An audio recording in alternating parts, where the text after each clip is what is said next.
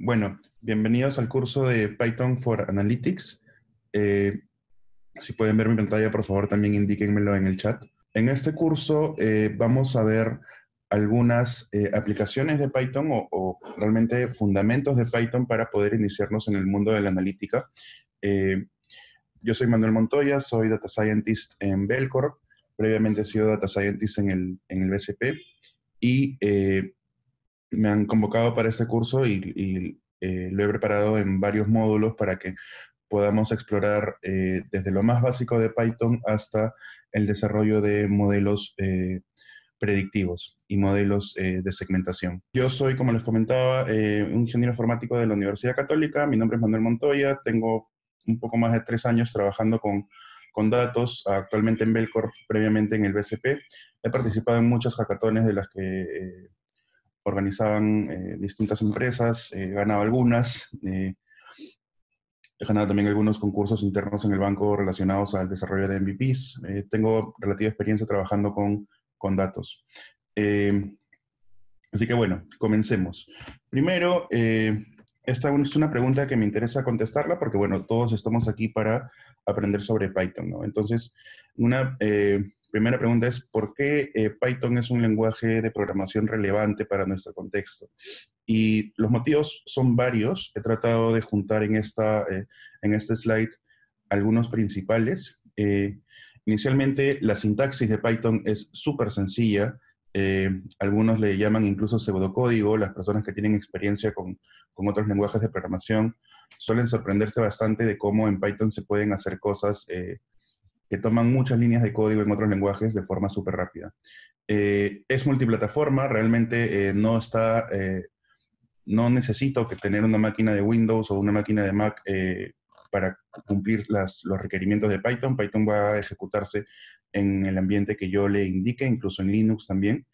Es un lenguaje multipropósito porque lo puedo utilizar para muchas cosas y ese es precisamente uno de los motivos por los cuales yo comencé con Python. Yo, por mi formación de ingeniero, tenía que realizar desarrollo web, aplicaciones, scripting, web scraping, luego también analítica. Entonces Python es un lenguaje muy diverso que me permite trabajar con un sinnúmero realmente de aplicaciones y todos con la misma sintaxis del lenguaje base, ¿no? Y bueno, aplicado específicamente a Data Science, la comunidad es muy grande. Al ser un lenguaje open source, siempre se están actualizando los conocimientos las funcionalidades de Python, sobre todo a través de paquetes, ¿no? Pandas y scikit-learn son básicamente los principales paquetes que vamos a usar en, en este curso y son paquetes que hasta ahora se siguen actualizando y de los cuales se siguen sacando siempre nuevas versiones. Para poder trabajar durante las sesiones, tenemos que elegir primero un entorno de desarrollo. Tenemos muchas opciones. Podemos instalar Python desde la web y empezar a instalar los paquetes manualmente, pero ahora ya tenemos algunas alternativas un poco más avanzadas. Anaconda, por ejemplo, es una plataforma que requiere que se instale localmente. Tendrían que descargarlo de esta página web para poder instalarlo en su máquina local y poder ejecutar los notebooks que les vamos a compartir. Está Google Collaboratory, que básicamente es la funcionalidad que te da es ejecutar notebooks. Ahorita vamos a ver en detalle qué son los notebooks en Google Drive. Tenemos también Azure Notebooks, que es una alternativa a Google, que es de Microsoft, que también te permite ejecutar código de Python en la nube. ¿Cuál es la ventaja de estos dos? Que no necesito realizar ninguna configuración. El ambiente ya viene preconfigurado y yo simplemente entro a la plataforma y ya puedo empezar a ejecutar el código. Sin embargo, acá en Anaconda sí requiero una configuración previa que no siempre es tan sencilla. Para este curso vamos a trabajar particularmente con Google Collaboratory. Eh, les voy acá en estas slides les explicamos cómo se abren notebooks en Google Colab. Esta es una pantalla de mi Google Drive. Acá lo que he hecho es subir en una carpeta que le he llamado Python for Analytics los dos notebooks que les hemos compartido para esta sesión. Y lo único que tengo que hacer para abrir los notebooks, dado que ya tienen la extensión correcta, es darle clic derecho, ir a Open With y me sale la opción de Google Collaboratory. Si quisiera crear uno nuevo, lo que yo hago es dar clic derecho en cualquier parte del Drive y obviamente me salen las clásicas, ¿no? Google Docs, Google Sheets, Slides, pero también si le doy clic a More o más, dependiendo del idioma que tengan la máquina, acá también me sale Google Collaboratory y me permite abrir nuevos notebooks. Entonces, si yo le doy aquí a abrir con Google Colab, se demora un poquito porque lo que va a hacer es configurarme un ambiente para que yo pueda ejecutar el código que está subido en los notebooks. Para esto lo vamos a ejecutar en un momento. Ahorita seguimos con la presentación. Entonces, esto es lo que hemos hecho ahorita. Las celdas de los notebooks se las voy a explicar en detalle cuando empecemos a trabajar con la parte práctica. Y vamos a hablar un poquito de Python. Como es un curso introductorio, estoy priorizando la parte práctica, así que simplemente voy a explicar un par de cositas acá y luego pasamos al notebook para verlo de primera mano, ¿sí? Como todo lenguaje, Python tiene tipos de datos. En este caso, estamos trabajando con datos numéricos, datos booleanos y strings, que strings se les conoce como cadenas de texto. Cada uno de estos tiene ciertas características. Los numéricos pueden ser enteros o reales. La forma en que yo defino estas variables es simplemente utilizando el signo igual. Acá yo le estoy asignando a X el valor de 23, ahí le estoy asignando el valor de 45.5, para el caso de variables numéricas. En el caso de variables booleanas, son variables que toman solamente dos valores, que son verdadero y falso, y estas variables me permiten, o son muy importantes para el flujo de estructuras de control, que las vamos a ver hoy día en la segunda parte de la clase. Y luego tenemos strings, que básicamente son variables que representan cadenas de texto, ¿no? Entonces, con estos tres tipos que parecen súper básicos, podemos hacer muchas cosas porque la mayoría de datos, si trabajamos, por ejemplo, con data de clientes de un banco, la mayoría de datos está contenido en este tipo de variables. Por ejemplo, ¿qué datos tengo yo de clientes de un banco? Tengo sus nombres, tengo los números de tarjeta, tengo su edad, tengo variables demográficas de nivel socioeconómico. Todas las variables que yo pueda tener de un cliente caen básicamente en estas dos categorías, ¿no? En números y cadenas. Entonces, es el tipo de datos con el que tenemos que aprender a trabajar para poder realizar cualquier análisis posterior. Entonces, vamos a pasar al notebook. Sí, acá, este es el ambiente de trabajo. En realidad, voy a abrir uno nuevo para que observen. Acá yo tengo la interfaz de Google Colab. Tengo acá el nombre del archivo. Esta extensión, que parece un poco extraña si nunca has trabajado con Python, básicamente el PY de Python está acá. El NB significa notebook y el I viene a ser de IPython, que es una versión de Python un poco más, más amigable que el Python por default. Acá yo puedo colocarle, por ejemplo, este notebook ejemplo, ¿no? Y luego, en las celdas que tengo aquí, yo puedo probar algunas cosas, ¿no? Tengo, como pueden ver, al inicio solamente una celda. Puedo agregarle más celdas con este botón. Puedo agregarle celdas de texto. Por ejemplo, yo puedo acá asignar el valor, o puedo, digamos, usarlo como calculadora primero, 25 más 6. Para ejecutar el código, lo que yo tengo que hacer es simplemente darle clic al botón de play y se va a demorar un poquito porque al inicio tiene que cargar el engine, pero va a poder ejecutar los valores que yo le indique, que en este caso es 31, ¿no? Yo puedo, como les comentaba también, utilizar estas celdas de texto en la cual, por ejemplo, yo puedo escribir un mensaje o puedo escribir un título con la notación Markdown. Si quiero ejecutarla, simplemente puedo darle clic en una celda externa, o también para celdas de código, por ejemplo, yo puedo decir el número 34 menos 9 y no darle play, sino utilizar la combinación de teclas Shift-Enter. Si yo le doy Shift Enter, también se ejecuta el comando. Entonces, de esta forma se va construyendo las celdas. Yo ya les he preparado un notebook eh, con, con mayor detalle de lo que vamos a ver para ser ordenados. Entonces, les he colocado acá el link de un video en el cual se explican ciertas funcionalidades de Google Colab por si quieren revisarlas a más detalle. Para agregar celdas, yo puedo utilizar, como les comentaba, estos botones. Hay algunos comandos que me permiten también crear una celda encima, una celda debajo. Por ejemplo, si yo acá coloco la combinación de teclas Control M más A, me crea esta celda acá arriba, ¿no? La cual yo puedo eliminar utilizando acá el tachito. Realmente cuando empiecen a utilizar estas herramientas, estas interfaces, es muy recomendable que se acostumbren a utilizar atajos porque les va a facilitar mucho el tiempo. Acá les estoy poniendo algunos ejemplos, ¿no? Esta de aquí, por ejemplo, es una celda de código. Si quiero ejecutarla, recuerden Shift Enter. Esta función print lo que hace es me imprime en la pantalla cualquier valor que yo le dé internamente. En este caso me está mostrando la cadena que yo he colocado inicialmente. Si yo tengo un comentario aquí, por ejemplo, puedo colocar un x igual a 10 y como pueden ver acá estoy colocando un texto, pero estoy colocándole un Michi delante, ¿no? Y esta es la forma en que se colocan comentarios en Python.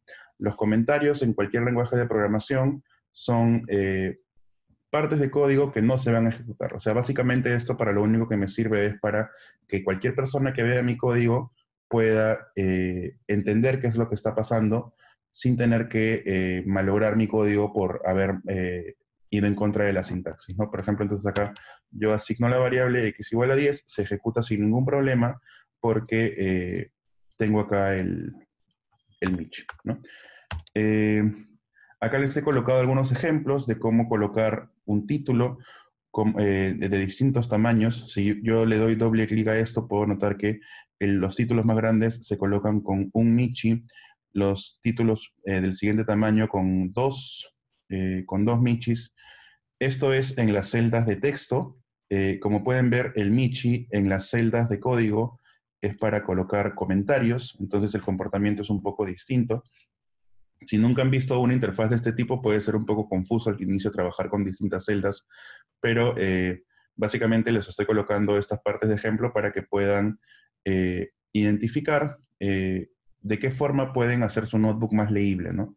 Que no es el core del curso ahorita, pero sí es importante que lo sepan porque en algún momento van a tener que realizar algún análisis y presentarlo a alguien más. Entonces, vayamos de una vez a las variables.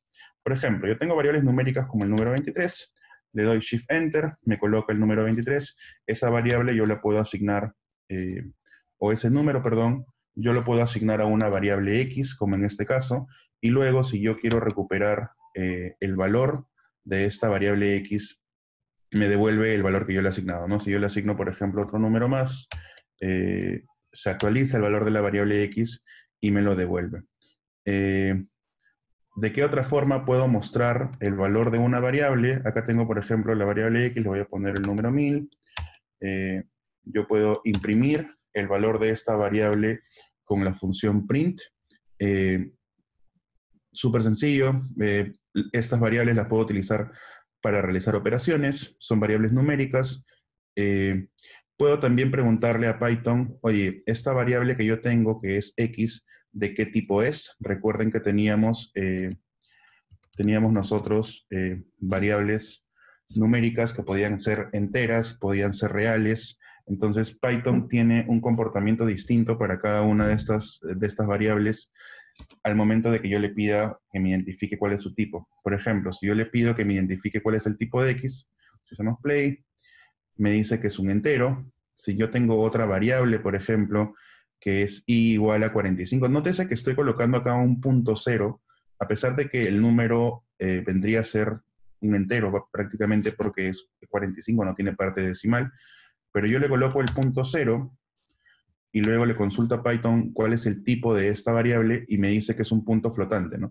Este float es la forma en que, o este tipo de datos float, es la forma en la que Python representa a los números reales, que son básicamente dos sabores, ¿no? Los números enteros y los números que tienen parte decimal. Ahora, el tipo de dato que yo tenga va a hacer que algunos operadores respondan de forma distinta. Entonces, en algunos casos es importante que yo convierta, por ejemplo, este 45.0 puede haber sido un error y ya me generó que mi variable i sea esta variable float. Si yo quiero, por ejemplo, que esta variable i ya no sea float, sino sea una entera, lo que puedo hacer es utilizar estas funciones de casteo. Castear implica cambiarle el tipo a una variable para que se convierta en otro tipo. Entonces, yo quiero que esta variable que está acá adentro se convierta en una entera. Entonces, lo que yo hago es, primero, la asigno a una variable z, luego voy a imprimir la variable z, y luego voy a imprimir también el tipo de la variable z. ¿Ok? Entonces, debería tener yo una variable entera, y no hay ningún problema, ¿no? Tengo acá el número 45, que era el número que estaba en i, pero ya, como pueden ver, no tengo el decimal, ¿no? Si yo imprimiera acá, si yo imprimiera acá la variable i, por ejemplo, la variable i tiene el punto cero, ¿no? Pero como yo la he convertido en esta parte a una variable entera, mediante esta función, ya no tiene ese punto cero.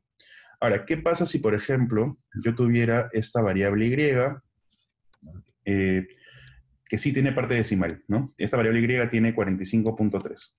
Yo le indico que quiero convertirla en un entero, y ¿qué es lo que realiza Python? Me trunca esta parte decimal, porque no puede haber decimal en una variable entera. Entonces Python de esa forma me ayuda a convertirlo en entero, pero no necesariamente hace lo que yo pueda estar buscando. ¿Por qué? Porque, por ejemplo, esta de acá es un 45.8 y tengo yo, o lo quiero convertir acá a una variable entera. Y puede ser que probablemente esto no sea lo que yo quiera, ¿no? Porque el 45.8 quizás lo querría redondear a un 46 en este caso, y lo único que hace esta función de entero es se queda con la parte entera del número y se olvida de todo lo demás. Entonces, tienen que tener mucho cuidado al momento de utilizar este tipo de conversiones, porque pueden que tengan comportamientos que no estaban identificando o no esperaban, y les puede generar errores, ¿no?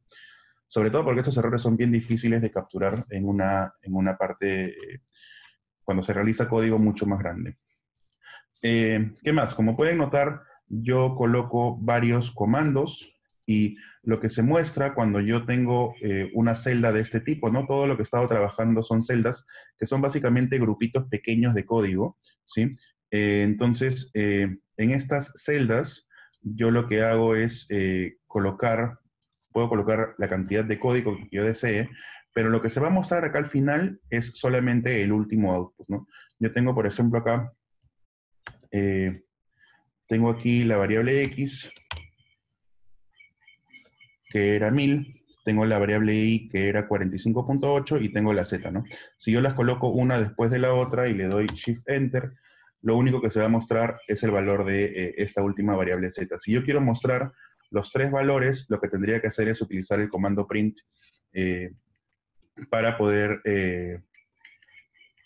mostrar, porque el comando print lo que hace es me muestra en pantalla el valor que yo le estoy indicando, ¿no? Entonces, mucho cuidado cuando quieran mostrar varios resultados. Se recomienda usar print en vez de utilizar esta celda. Podríamos entrar en más detalle de por qué la diferencia, pero pues, escapa un poco del scope del curso. Simplemente tener claro de que si quiero mostrar algo en pantalla, debo utilizar el comando print para evitar que no se muestre porque no está en el último registro, ¿no? No sé si hasta ahí hay alguna duda, tienen alguna consulta, algún comentario. Sé que estoy yendo bastante rápido. Esta parte es simplemente una revisión de los conceptos generales de variables. Parece que no hay dudas. Seguimos. Ok. Entonces, como les comentaba, aquí lo que tenemos es varios tipos de variables. Ya hemos trabajado ahorita con variables numéricas, que son estas de aquí. Vamos a pasar a variables de tipo booleano. Las variables de tipo booleano son variables que utilizan solo dos, o que pueden tomar solamente dos valores, ¿no? Los valores true y false. Ahora, este tipo de asignación no la vamos a ver mucho porque en realidad las variables booleanas aparecen cuando yo comparo ciertas cosas, ¿no? Por ejemplo, si yo le pregunto a Python, oye, 3 es menor que 5, me va a decir true, que es verdadero, o si le hago una pregunta que no es verdadera, me va a decir falso. Pero quiero en esta parte solamente concentrarme en algo. Yo tengo acá mis dos variables A y B, entonces yo imprimo A, me va a quedar true, imprimo B, me va a quedar false, todo bien con lo que hemos definido al inicio, ¿no? Ya, pero ¿qué pasa si yo casteo estas variables? Quizás los que tienen experiencia de otros lenguajes de programación saben que true, por ejemplo, en el lenguaje C, es cualquier valor que no sea cero. Entonces, si yo tengo un número que sea 5 y yo lo quiero convertir en una variable booleana, me va a decir que es verdadera, ¿no? Python tiene el comportamiento un poquito similar, porque, por ejemplo, si yo quiero convertir a entera esta variable a que tenía el valor true, lo que hace es me devuelve el valor de 1. Y si yo quiero convertir, digamos, en float esta variable false, lo que hace es me devuelve el valor de 0. Entonces, básicamente true es el número 1 y false es el número 0, pero tienen como que una capa encima porque son variables booleanas, ¿no? Si yo le pregunto, por ejemplo, acá, oye, dime por favor cuál es el tipo de la variable A, lo que me va a decir es que es una variable del tipo booleana, ¿no? Y lo mismo con la variable B. Nuevamente, las variables booleanas son muy poderosas para el control de flujos en Python, que es algo que vamos a ver en la segunda parte de la sesión cuando veamos estructuras de control como if-else. Cadenas. El programa más básico que uno puede escribir en cualquier lenguaje de programación se llama Hola Mundo, así que vamos a utilizar ese nombre. Tengo acá la cadena Hola Mundo, ¿ok? Y si yo ejecuto este segmento, ahí está la impresión de la variable cadena, ¿no?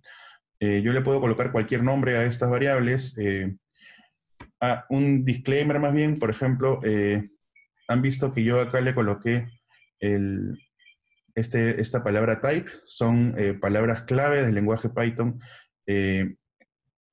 que no puedo usar, por ejemplo, o no debería usar para nombres de variables, ¿no? Variables que debería dejar que mantengan su significado original. Existen formas de chancar algunos nombres de funciones, pero no es una buena idea. Pero siempre es bueno quizás también utilizar nombres representativos para las variables. Acá como estoy trabajando con una cadena, le estoy colocando el nombre cadena, ¿no? Si yo le pregunto cuál es el tipo, me dice que es un string. Str viene a ser un string. Ahora, así como puedo mostrarla simplemente colocando la variable en la última línea de mi código, también la puedo imprimir, como mencionamos hace un momento. Todo bien. Y acá quiero mencionar algo también. Si se dan cuenta, acá cuando estoy trabajando con esta versión de Hola Mundo, estoy utilizando comillas dobles y acá estoy utilizando comillas simples. A Python realmente le importa muy poco el tipo de comillas que use. Hay otros lenguajes como SQL en realidad en que sí dependiendo del sistema o la base de datos que estés usando, se generan problemas por el tipo de comillas que usas. A Python no le molesta mucho en realidad, le da igual el tipo de comillas. Y es más una ventaja que tengamos las dos, porque por ejemplo, miren este caso, ¿no? Yo quiero saludar con mi nombre, entonces estoy utilizando comillas dobles para la parte exterior.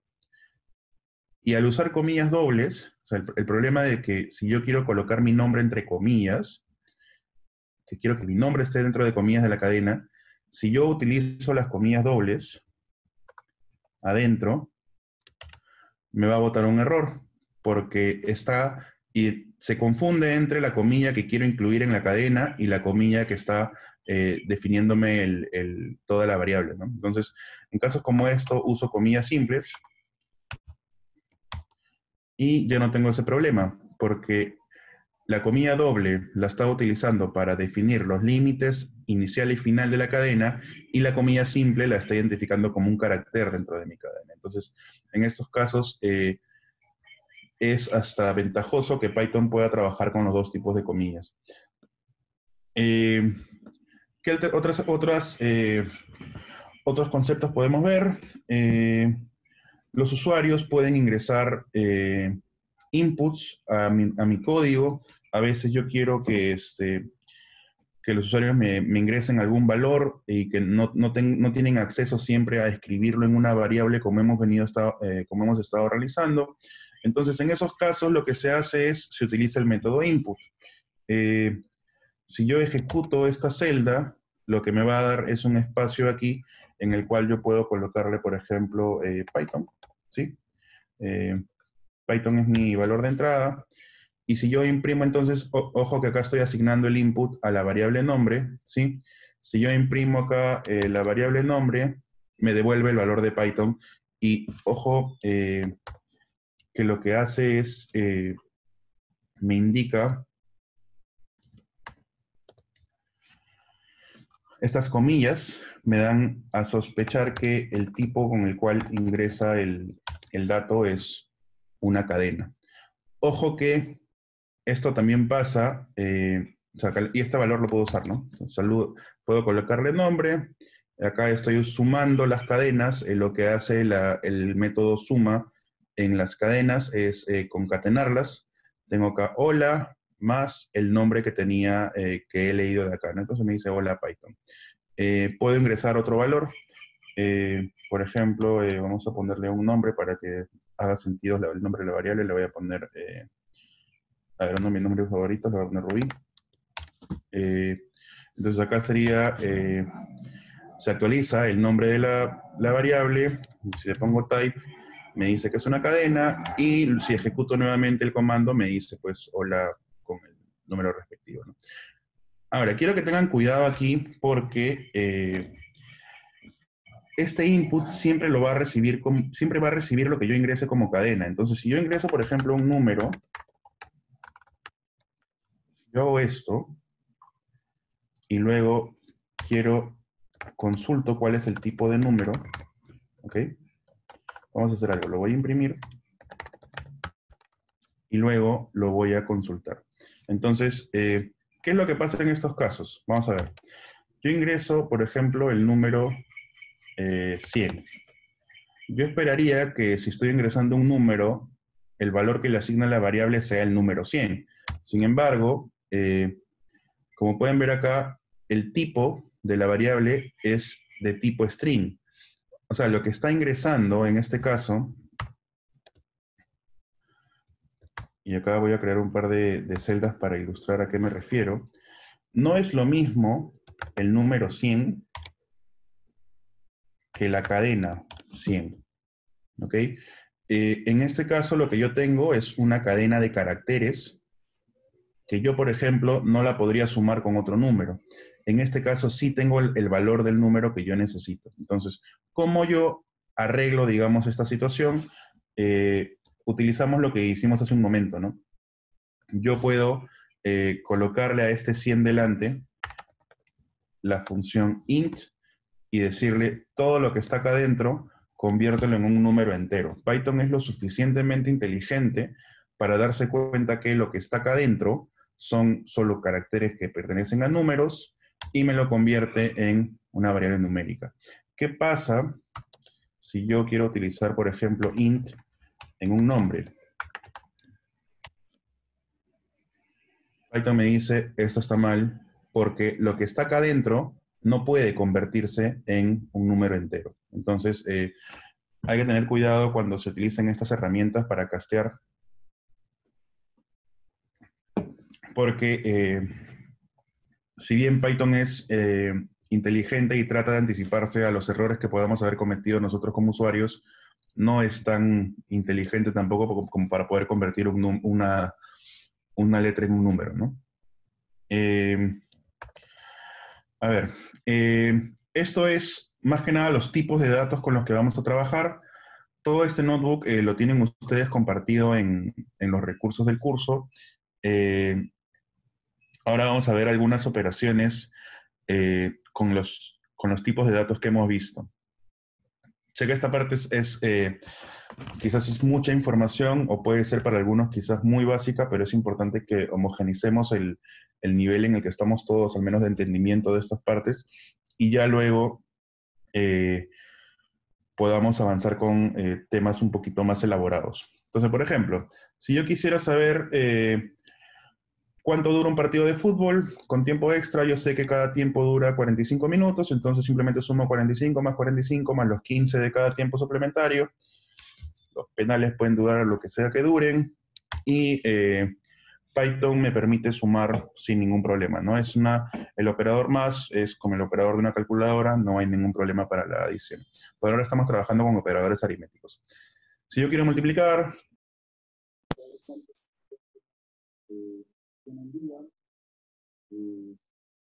un día tiene 24 horas, cada hora tiene 70 minutos y cada minuto tiene 70 segundos.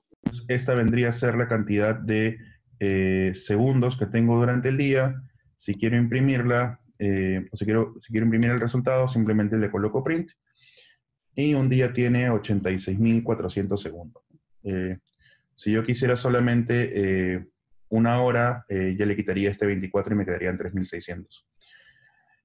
División. Acá empiezan los problemas, ¿ya? Porque acá en más,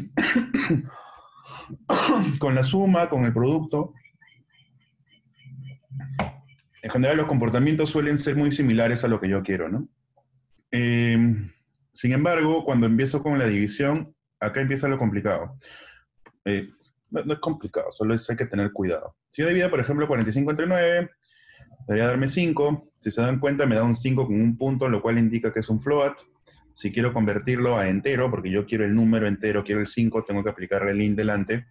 Y acá se nota, ¿no? Este es un float, este es un entero. ¿Qué pasa si yo divido 45 entre 8? 5 punto algo, ¿no? El más cercano creo que es 40 y se queda el número.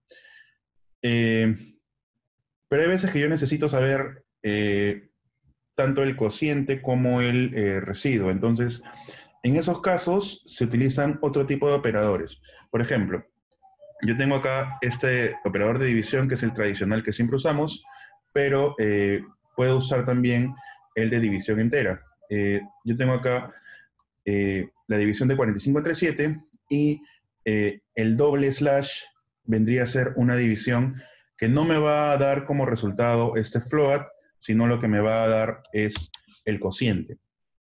El cociente, el número más cercano es 6, ¿no? 6 por 7 es 42, me quedo cerquita de 45. Y si quiero el residuo, utilizo el otro comando que es el porcentaje, que se llama módulo, y lo que me permite es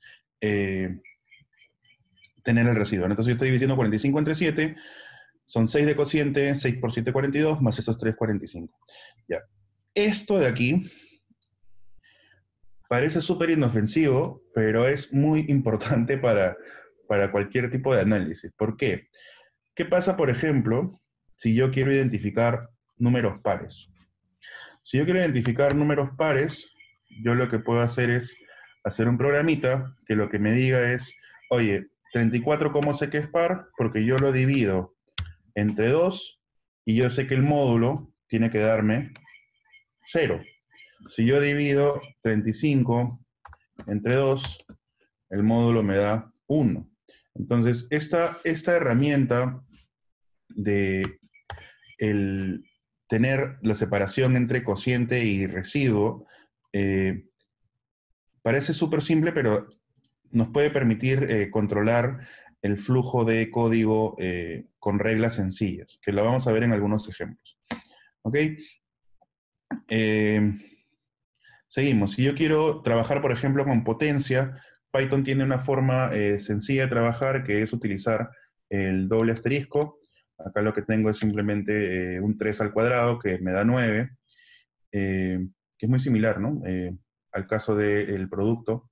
En caso del producto simplemente es un asterisco como es en cualquier calculadora, pero acá en el caso de la potencia es doble asterisco.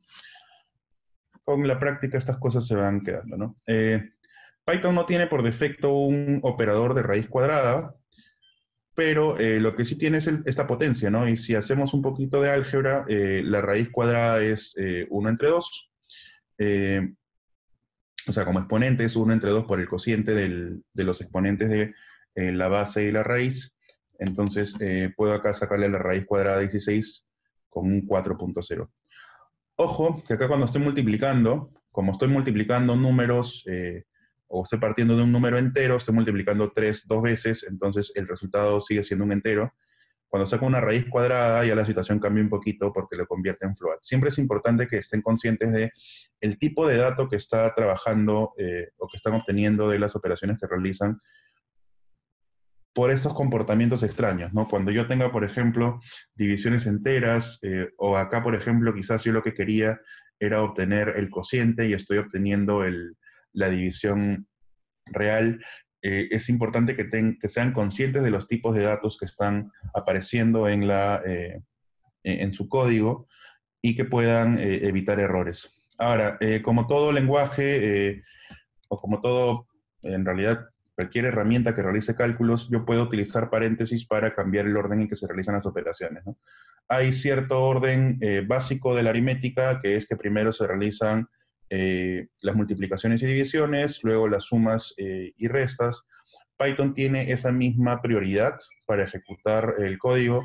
Por ejemplo, acá lo que se está ejecutando es primero este 5 por 6, que es 30, más este 4 me queda 34. Si yo quisiera primero sumar y luego multiplicar por 6, tendría que colocar paréntesis para dejar claro, ¿no? Que tendría que ser 4 más 5 sería 9, por 6 sería 54. Con paréntesis, nunca está de más colocar paréntesis si no estoy seguro cuál va primero. Es mejor ser extremadamente cuidadoso a cometer errores en los cálculos. ¿Ok? Todo esto son operadores aritméticos, son bastante sencillos de aplicar, solamente hay que tener mucho cuidado con los tipos de datos. Acá viene lo interesante. Operadores lógicos. Los operadores lógicos me permiten comparar. Entonces, yo, por ejemplo, tengo acá 4 menor que 5. Los operadores lógicos básicamente son menor, menor igual, mayor igual. Yo tengo acá 4 menor que 5. Eso es verdad, pues, ¿no? Si yo tengo acá, por ejemplo, vamos a ponerle acá un 5 es menor que 35, todo bien, ¿no? A pesar de que uno es float, el otro es entero, igual puedo realizar este tipo de comparaciones. Ahora, yo puedo colocar también otro operador, que es el operador NOT. Si yo coloco dentro de este paréntesis la comparación original de 4 menor que 5, como 4 menor que 5 es true, si yo le coloco el not delante, se convierte en false, no hay ningún problema. Acá estoy comparando cadenas, quiero comparar Real Madrid y Barcelona, por ejemplo, y quiero saber cuál es mayor. Por supuesto, Real Madrid es mejor que Barcelona, pero ¿por qué? O sea, ¿qué es lo que está comparando acá? ¿No? O sea, no es o sea, Python no es que vaya a hacer una comparación entre las variables y entienda las palabras, sino lo único que está comparando es los caracteres, ¿no? Como R y B son palabras que están ordenadas, y la R viene después de la R es mayor que la B. Es la forma en que está comparando, ¿no? Va comparando elemento por elemento y compara el orden alfabético de las variables, ¿no? En estos casos, es la forma de comparar. No compara necesariamente la cantidad de caracteres, pero sí hay comportamientos interesantes cuando a ver, voy a colocar aquel ejemplo para ilustrar lo que quiero decir. ¿Qué pasa, por ejemplo, si yo tengo esto? Real Madrid y Real Madrid Fútbol Club. En este caso es falso. ¿Por qué? Porque cuando compara desde Real Madrid hasta esta parte de aquí, hasta ahí coinciden, ¿no? Está trabajando uno a uno y todos coinciden, pero luego yo tengo acá ya un valor y acá no tengo ninguno, porque ya se terminó mi cadena. Entonces, en realidad, el que es mayor es la cadena más larga. En estos casos sí interviene la cantidad de caracteres.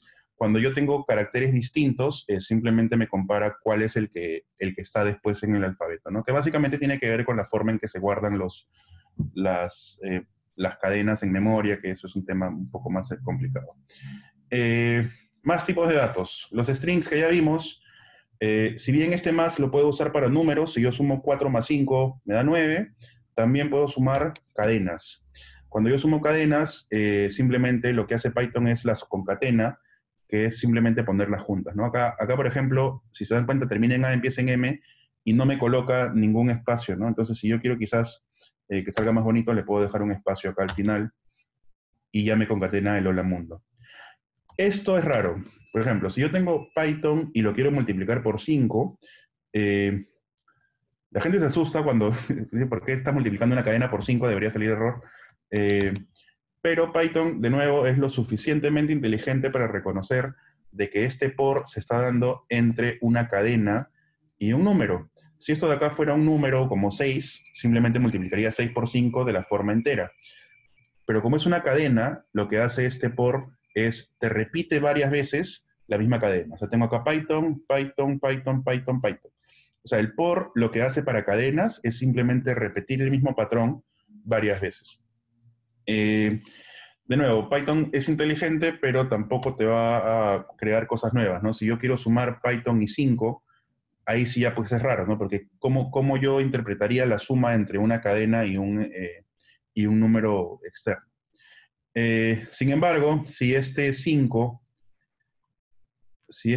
no fuera un número, como está aquí, si no fuera una cadena, Python más 5, sí lo puede sumar porque lo concatena, ¿no? A pesar de que esto de aquí es un número, como está entre comillas, es una cadena y no hay ningún problema. Otra forma de hacer esta transformación también es utilizar algo similar a lo que usamos hace un momento. Hace un ratito usamos int. Acá lo que tenemos es str. Básicamente lo que hace es le coloca comillas a lo que sea que esté adentro. Hay algunas funciones extra para cadenas. Por ejemplo, acá dice, hola Manuel. Vamos a ponerle el saludo. Si yo quiero que el saludo, por ejemplo, esté en minúsculas, le puedo aplicar esta función lower a la palabra saludo. Si quiero que esté en mayúsculas, me gusta gritar, puedo aplicarle la función upper. Estas funciones lower y upper son importantes porque a veces cuando uno está trabajando, sobre todo con nombres, es algo que me suele pasar mucho, que cuando las personas llenan sus nombres en registros, no siempre tienen los mismos estándares de cuál va con mayúscula, cuál va con minúscula. Algunos escriben todo con mayúscula, algunos todo con minúscula. Entonces, si quiero buscar algún patrón en particular, si quiero buscar, por ejemplo, a todos los Montoya, tengo primero que volverlas todas minúsculas o todas mayúsculas y buscar el patrón correcto, ¿no? No es tan, no es tan simple como de frente buscar, porque Python, como pueden ver acá, yo tengo saludo y quiero compararlo, por ejemplo, con esta de aquí que es saludo upper. Que saludo upper, recuerden que es yo gritando. Si yo las comparo, o quiero hacer algo así como esto, comparar, por ejemplo, Natalia Málaga con 2 mayúsculas y Natalia Málaga con minúsculas, Python me va a decir que no son iguales, porque se da cuenta, pues, ¿no? O sea, esta N mayúscula es otro carácter distinto a este de aquí. Entonces, la solución acá sería convertir esto a minúscula y recién poder compararlo para que tenga el comportamiento que estoy esperando. En el caso de booleanos, también puedo realizar combinaciones. Hace un ratito les mostré un adelanto con el NOT. Estas combinaciones dependen del operador que yo utilice, el operador AND, que es el operador I. Para que sea verdadero, necesita que los dos valores que están rodeándolo sean verdaderos.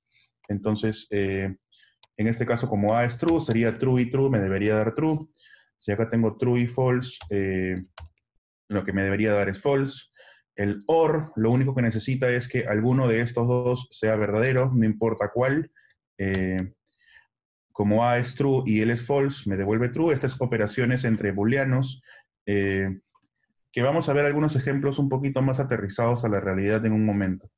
El operador short lo que quiere es que o A o B sean verdadero, pero no ambos a la vez. Si yo aplico, por ejemplo, esto con A y A, me va a dar falso.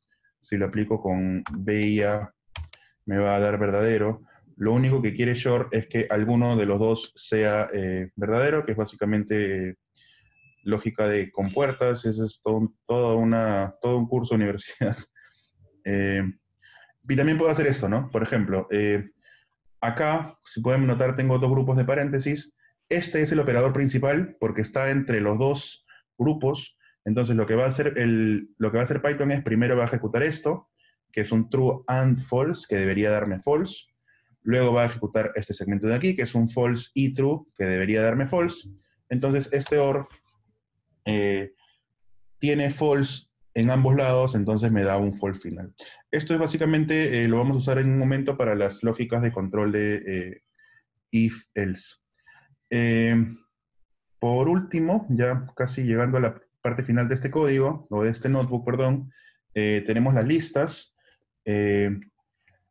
Las listas pueden ser, en realidad es una colección de elementos, la defino yo con estos corchetes, ¿sí? Y adentro de esta lista yo coloco elementos que están separados por comas. Entonces, yo tengo en este caso 5 elementos, ¿no? 10, 20, 30, 40, 50. Si yo le pregunto a Python cuál es el tipo de esta lista, me va a decir que es una lista. Es un tipo de dato que ya viene por defecto en Python que me permite trabajar con grupos de valores, ¿no?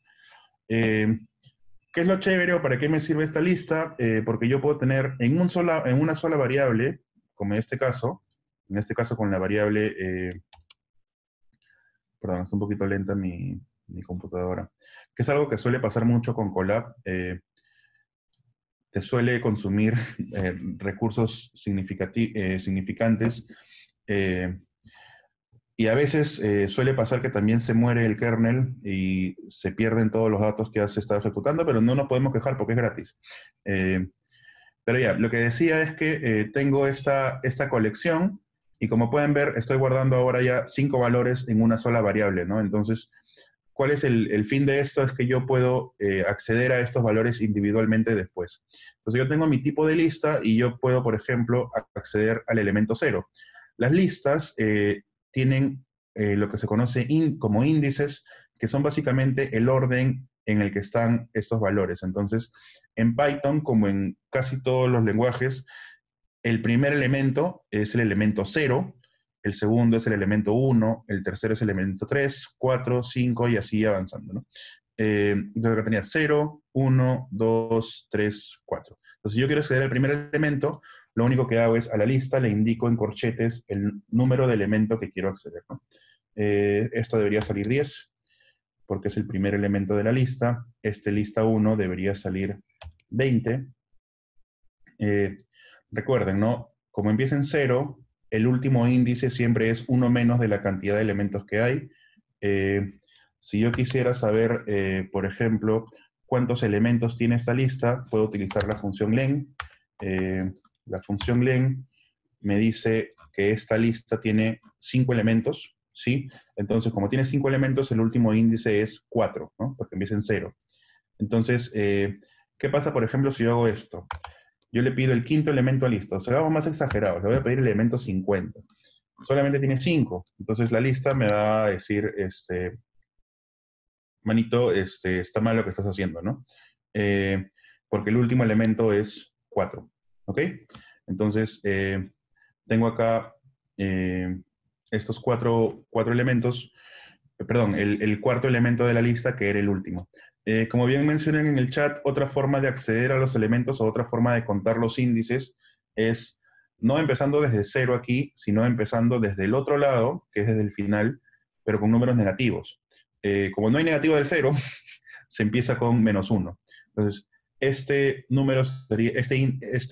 elemento de la lista sería el -1, el siguiente sería -2, el siguiente sería -3, menos 4, menos 5. ¿Ok? Entonces, si yo quiero acceder al último, por ejemplo, al 50, lo que puedo hacer es colocarle el índice menos 1 y me va a devolver, ¿no? O sea, son dos formas, esta lista 4 y esta lista menos 1, de acceder al mismo elemento.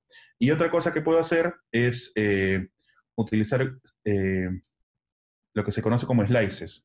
O sea, yo quiero empezar en el elemento 2 y terminar en el elemento 4.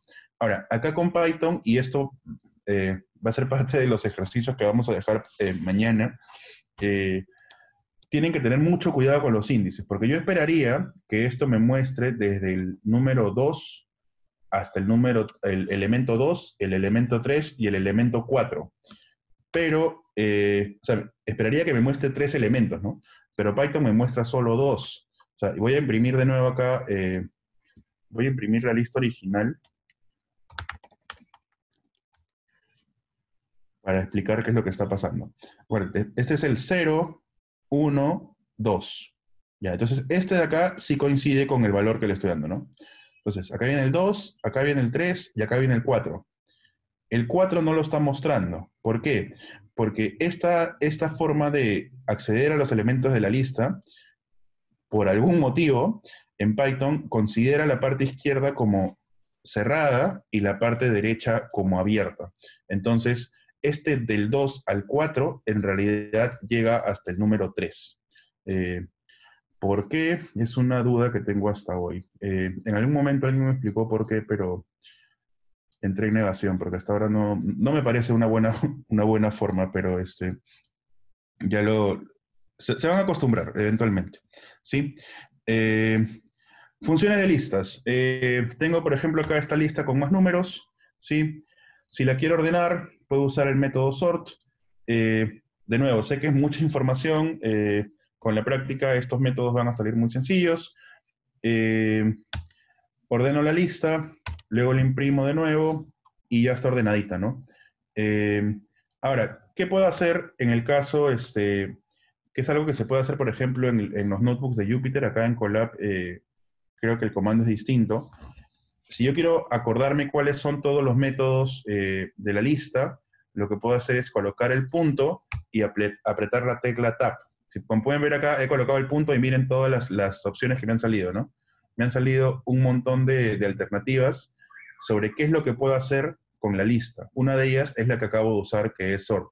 Entonces, estas interfaces me permiten, o sea, me facilitan la vida, ¿no? No es necesario que yo me aprenda de memoria todo, ni que esté googleando todo, sino que en cierto modo me ayudan a interpretar o a encontrar, perdón, los métodos que yo quiera utilizar. Vamos a dejarlo por ahí. Puedo también invertir la lista con el método reverse y le imprimo de nuevo la lista y ahora me salen todos los números que estaban ordenados, pero en el orden inverso. Por último, tengo acá una lista. En el caso inicial tenía solamente números, pero lo chévere de Python es que las listas pueden ser listas de cualquier cosa. Puede ser listas de cadenas, puede tener número, puede tener otra lista dentro y puedo tener un número real. Y no se molesta, o sea, Python no se hace problemas. Hay lenguajes en los cuales los arreglos necesitan que todos sean del mismo tipo y eso tiene sus consecuencias, pero Python, al menos en la parte de listas, ¿no? Ya vamos a ver mañana que cuando veamos la librería NumPy, las desventajas que lleva este tipo de flexibilidad, ¿no? Entonces, si yo quiero acceder al elemento 2, estaría accediendo a esta lista porque recuerden 0, 1, 2. Pero bueno, como esto es una lista, también puedo entrar a esta lista nuevamente y acceder al último elemento, por ejemplo, ¿no? Entonces voy a entrar a esta lista y colocar un índice 4. Entonces, como pueden ver, tengo una lista dentro de una lista más grande. Entonces, para acceder a este elemento que está acá, lo que hago es, primero entro a este elemento, que es el elemento 2, y una vez que ya estoy ubicado en esta lista, entro al elemento 4 que me da el número. Esto no se usa mucho porque ya, o sea, para el tratamiento de listas que tienen listas dentro, se utiliza otro tipo de estructuras, pero es básico para Python que sepan que las listas pueden tener cualquier tipo de dato. Y sobre todo que también pueden ser modificables. Por ejemplo, yo tengo esta lista que es Python 120, ta, ta, ta. De esta forma yo puedo acceder a este valor, pero también lo puedo reemplazar. Entonces yo puedo decir, ya no quiero que en este objeto 2 o en este lugar 2 esté esa lista, sino haya una nueva variable que se llame escala, un nuevo valor. Entonces cuando yo imprimo nuevamente la lista ya no está esto, ¿no? Solamente está lo que le he asignado. Esta característica de las listas se conoce como mutabilidad, que es algo que voy a agregar acá, que es algo que vamos a ver mañana también cuando veamos otro tipo de colecciones. Que yo, básicamente, una lista sí le puedo reemplazar, sí le puedo cambiar los valores que tiene. No siempre se puede hacer eso con todos los tipos de colecciones. Mañana vamos a ver algunas en las que no se puede. Y bueno, ahora sí para terminar, porque ya digo la tercera vez que digo para terminar, pero en esta sí el primer notebook. Las cadenas que vimos también tienen un paralelo con las listas, ¿no? Esta palabra, esta cadena, en algunos lenguajes se interpreta como una lista de chars, que básicamente son caracteres. Python no llega tan lejos, pero sí me permite acceder individualmente a cada uno, ¿no?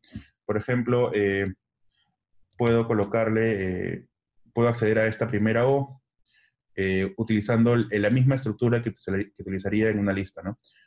Si quiero acceder a la última letra, puedo usar también el índice -1. Si quiero un segmento o un slice de la palabra, puedo también utilizar esta notación del 2 hasta el 8, que en realidad es 7. Y también puedo hacer conversiones, ¿no? Así como podía pasar como esta palabra que estoy trabajando acá, al final es una especie de lista. No quiero decir que es un tipo de lista porque en realidad no lo es, pero tienen comportamientos similares. Lo que puedo hacer es convertirlo en una lista con el comando list, y lo que hace básicamente es, ahora sí, explícitamente me separa una por una, ¿no?